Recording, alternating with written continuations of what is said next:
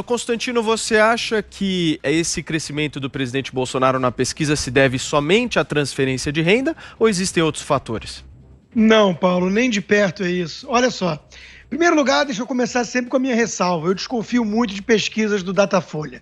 Então, se o Datafolha diz que é praticamente 2/3 dos entrevistados, dos mais de 2.000 entrevistados, que são favoráveis ao governo, é regular ou ótimo ou bom, né, eu imagino que é muito mais. O que deve explicar o desespero de muita gente por aí, né, hoje. Óbvio que tem alguma coisa a ver com isso, tangencia a verdade essa narrativa, mas não é isso, né? Existem duas alternativas diante desse dado que o Datafolha divulgou, né? Primeiro é você deixar a bolha ser furada e tentar enxergar um pouquinho a realidade lá fora.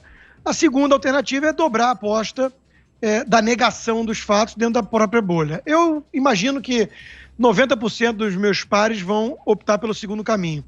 Veja, a narrativa é a seguinte: o povo nordestino é ignorante, faminto e vota em quem dá um trocado. Essa é a narrativa, inclusive, bastante preconceituosa, né? E ela é adotada de acordo com o sabor da ocasião, se é interessante ou não adotar esse tipo de discurso. Culpar o povo, enfim, né?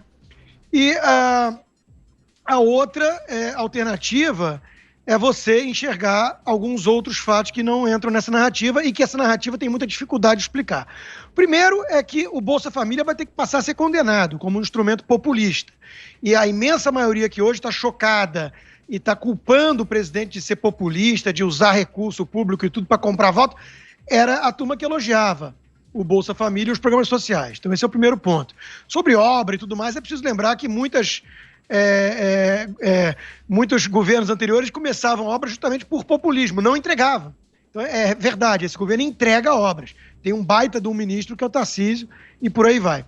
A segunda grande dificuldade é como explicar o Sudeste, né? É a região mais rica do país e ainda é a região onde tem bastante apoio e aumentou o apoio no Sudeste. Então tem que explicar isso, né, na variável. Então a gente sai da narrativa, né, de quem está em negação e quem detesta o presidente e o governo e tenta chegar perto da realidade, né? Bom, talvez tenha alguma coisa a ver justamente com a postura do tal establishment, da mídia e de vários outros, né? Quarentena gourmet, isolamento radical de um bando de gente que defendia isso sem ligar para a realidade do país e mostrando insensibilidade em relação à população mais pobre, né, como se quarentena fosse ficar em casa discutindo séries de filme e tomando vinho. Eu apontei muito para esse aspecto aqui, né? A postura da mídia, né, de fato, é torcedora, não dá mais para esconder.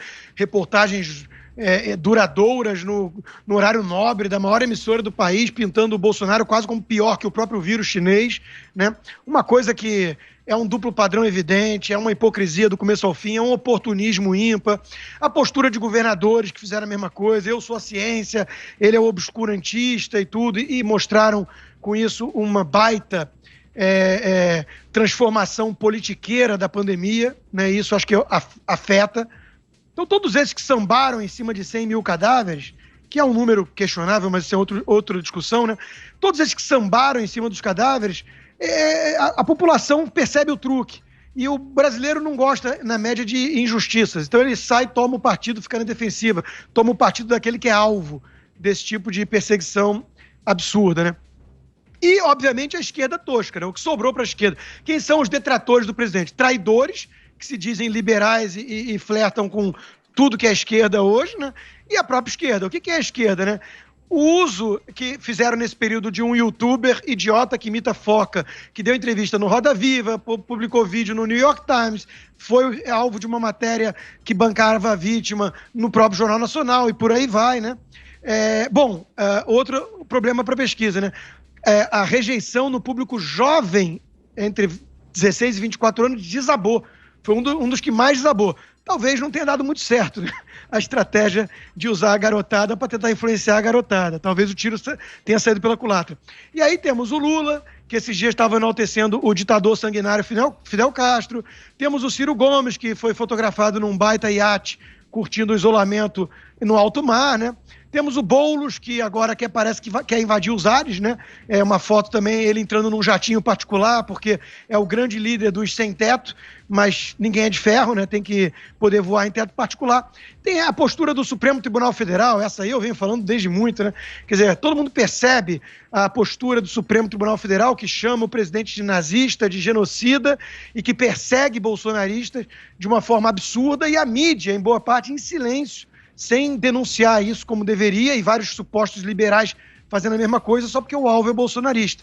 Então, o Supremo, que tem um ministro que faz live com o MST, que é um movimento invasor de terra, e com o seu líder que devia estar preso, né? Então, esse é o establishment. Esses são a turma dos 70% na cabeça deles, né? É a turma do Helenão, é a turma da resistência democrática ao fascismo. Essa é a turma. Então o povo olha isso, né, e é default, né? É quase automático você tomar o partido de quem está contra essa turma, né? Então, veja, eu fecho meu comentário lendo um tweet só, para não dizerem que sou eu falando, né?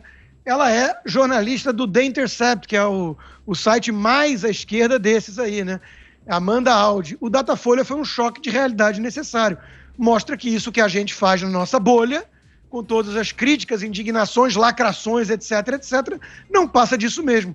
Discussões que nunca rompem a bolha. Parece que vivemos em realidades paralelas e a culpa é nossa. Olha, eu só posso dar os parabéns. Pelo menos uma, finalmente, né, acordou para a realidade.